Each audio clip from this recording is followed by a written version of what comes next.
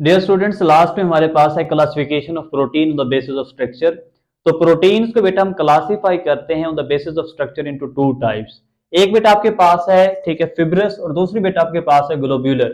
तो प्रोटीन्स बेटा स्ट्रक्चर के हवाले से दो तरह की होती हैं, या तो वो फिब्रस प्रोटीन्स होंगी या वो क्या होंगी बेटा, ग्लोब्यूलर प्रोटीन्स होंगी।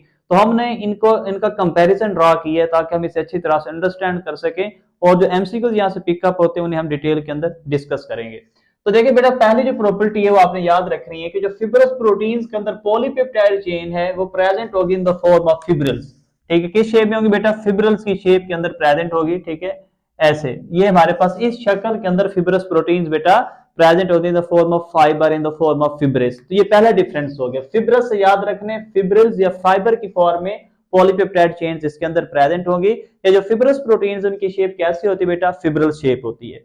नेक्स्ट अगर हम डिस्कस करें ग्लोब्यूलर प्रोटीन की बात करें, तो ग्लोब्यूलर प्रोटीन ग्लोब्यूलर से निकला है, मतलब कि गोल, स्फेरिकल। तो इसके अंदर जो शेप होगी बेटा वो बिल्कुल क्या होगी, स्फेरिकल शेप होगी, इस तरह की। ठीक है, तो बेटा ग्लोब्यूलर प्रोटीन स्फेरिकल होती है बेटा। ठीक है, जिसे आप ग्लोब्यूलर भी कहते हैं या राउंड भी कह सकते हैं। और अगर हम इनके स्ट्रक्चर की बात करें तो फिब्रस प्रोटीन के अंदर बेटा मौजूद होता है सेकेंडरी स्ट्रक्चर।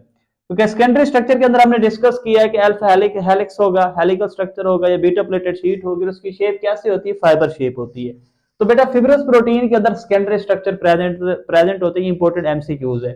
अगर हम बात करें बेटा हमारे पास, ठीक है, ग्लोब्यूलर प्रोटीन की, तो इनके अंदर जो स्ट्रक्चर बेटा दैट इज टर्शरी स्ट्रक्चर। कौन सा स्ट्रक्चर बेटा, देखिए हम बात करते हैं इंडिविजुअल पॉलीपेप्टाइड चेन का, तो इनके अंदर टर्शरी भी हो सकता है, क्वाटर्नरी भी हो सकता है। तो चेन के अंदर जो इंडिविजुअल, जैसे हमने हीमोग्लोबिन की बात की, तो हीमोग्लोबिन के अंदर 4 पॉलीपेप्टाइड चेन से एग्रीगेट होती हैं, कंप्लीट मॉलिक्यूल बनाती हैं, स्ट्रक्चर था क्वाटर्नरी। लेकिन हर एक इंडिविजुअल पॉलीपेप्टाइड चेन में स्ट्रक्चर क्या था बेटा, टर्शरी स्ट्रक्चर था।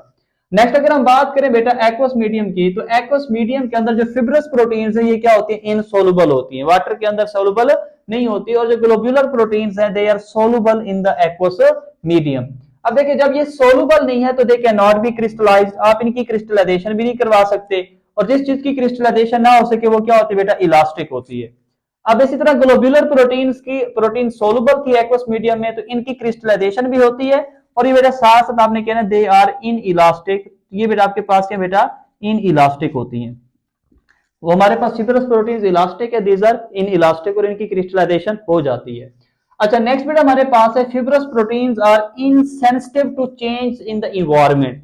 इन्वायरमेंट के अंदर जो चेंज आते हैं, जैसे कि टेम्परेचर चेंज आ गया, पीएच चेंज हो गई, तो जब हमारे पास इन्वायरमेंट में अंदर चेंज आएगा तो फिब्रस जो प्रोटीन है मोस्ट स्टेबल होती हैं।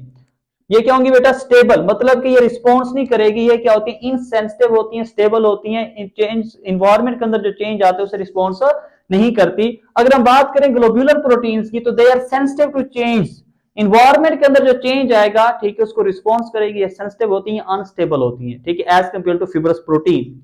नेक्स्ट अगर हम बात करें रोल की, तो इनका जो रोल है वो स्ट्रक्चरल है, इन्हें आप स्ट्रक्चरल प्रोटीन्स का नाम देते हैं, डिफरेंट स्ट्रक्चर को बनाती है। और अगर बात करें ग्लोब्यूलर प्रोटीन की, तो ये आपके पास क्या बेटा, फंक्शनल प्रोटीन्स हैं, डिफरेंट फंक्शंस बॉडी के अंदर परफॉर्म कर रही हैं। लास्ट में इनके एग्जांपल्स भी बड़े इंपॉर्टेंट हैं। देखिए हमारे पास जो फिब्रिन है, ये वो फिब्रिन वो प्रोटीन है जो कि फिब्रस है, और ये हमारे पास इनसोल्यूबल होती है बेटा। ठीक है, तो आपने याद रखना है फिब्रिन आपके पास के ब्लड प्लाज्मा के अंदर, ठीक है, ये क्या होगी, इनसोल्यूबल होगी।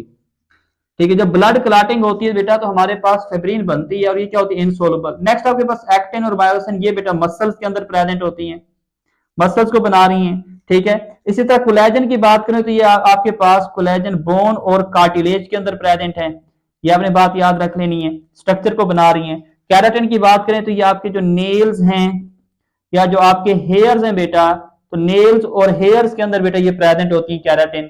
अच्छा अगर इनके एग्जांपल्स की बात करें तो एंजाइम्स, ठीक है, एंजाइम्स रिएक्शंस को कैटलाइज करें, बायोकेमिकल कैटलिस्ट हैं। ठीक है, ये भी बेसिकली हमारे पास ग्लोब्यूलर प्रोटीन्स हैं, हार्मोन्स हैं, ये भी ग्लोब्यूलर हैं, हीमोग्लोबिन है, ये भी ग्लोब्यूलर है, एंटीबॉडीज हैं, ये भी क्या बेटा, ग्लोब्यूलर है।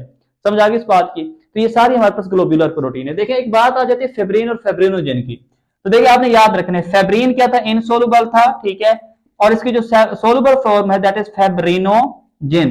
तो फेब्रिनोजेन बेटा आपके पास सोलुबल है, ठीक है, जब ब्लड क्लॉटिंग करवानी होती है, जब कोई इंजरी आती है, तो ये फेब्रिनोजेन कन्वर्ट हो जाते हैं इनसोलुबल फॉर्म में, that is known as fibrin. तो ये जो फेब्रिनोजेन थी ये क्या बेटा आपके पास ग्लोब्यूलर प्रोटीन है, दैट वाज ग्लोब्यूलर। लेकिन जब ये कन्वर्ट हो जाते हैं फेब्रिन के अंदर, ये इनसोलुबल हो जाती है, तो फिर हम इसे कहते हैं ये हमारे पास क्या जी, दिस इज फिब्रस प्रोटीन। समझ आ गई बेटा?